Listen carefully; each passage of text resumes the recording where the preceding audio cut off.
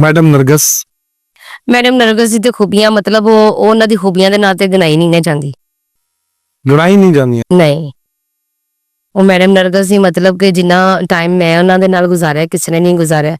ਅੱਜ ਤੱਕ ਵੀ ਮੈਡਮ ਨਰਗਸ ਦੇ ਖਰਚੇ ਲੱਗੇ ਹੋਏ ਨੇ। ਜਿਹੜੇ ਫਿਲਮ 'ਚ ਇੰਡਸਟਰੀ 'ਚ ਕੰਮ ਕਰਦੇ ਸੀ, ਲਾਈਟ ਵਾਲਾ ਹੋ ਗਿਆ, ਜਿੰਨੇ ਛੋਟੇ ਛੋਟੇ ਐਕਟਰ ਨੇ ਜਿਹੜੇ ਹੁਣ ਕਮਾਉਣ ਦੇ ਕਾਬਿਲ ਨਹੀਂ ਆ।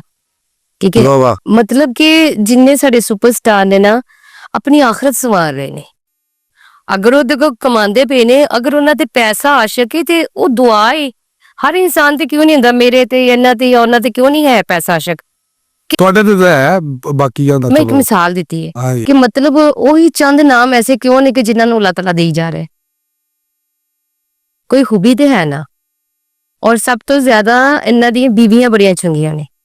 ਕਿੰਨਾ ਨਹੀਂ ਹੈ जिन्ने भी साढ़े स्टार ने, सुपरस्टार ने, नासिर चनोटी साहब, ਅੱਛਾ ਅੱਛਾ ਹਾਂ विकी साहब, ठाकुर साहब। ਮੈਂ ਤੁਹਾਨੂੰ ਮੈਂ ਇੱਕ ठाकुर ਨਹੀਂ साहब ਤੁਹਾਡੀ ਦੀ ਗੱਲ ਨਰਗਸ ਦੀ ਦੱਸਾਂ। ਗੱਲ ਹੋ ਰਹੀ ਸੀ ਮੈਂ ਬੜਾ ਕਨਫਿਊਜ਼ ਹੋ ਗਿਆ ਜਦੋਂ ਤੁਸੀਂ ਇਹ ਗੱਲ ਕਹੀ ਹੈ।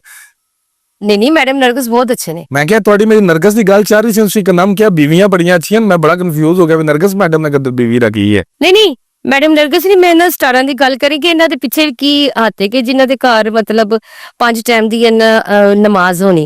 सानू लोग कहंदे ने गंदा, कुछ जी एक्टर बड़े गंदे होंदे ने, कंजर होंदे ने, ये होंदा है, वो होंदा है, इंज होंदा है। ऐसी कोई गल नहीं।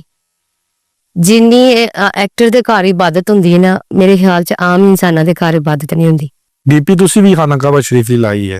अल्हम्दुलिल्लाह मतलब शौक है ना, मतलब कि हुण अल्लाह ताला ने जो किसी इंसान नूं अपने घर बुलाना, अल्लाह दी इजाजत तो बगैर अल्लाह दे घर दे कोई पैर ते नहीं रख सकदा। इधर सानू लोग गालां देंदे ने, ए गंदियां ने, ये है, वो है, इंजे उंजे। कोई टेंशन नहीं, अल्लाह नूं राजी करो और कोई किसी भी अदा च कर दो। असी मतलब मूंह दे असी बड़बोले हुन्ने सारे जिन्ने भी एक्टर ने, और दिल दे बड़े कूल हुंदे ने।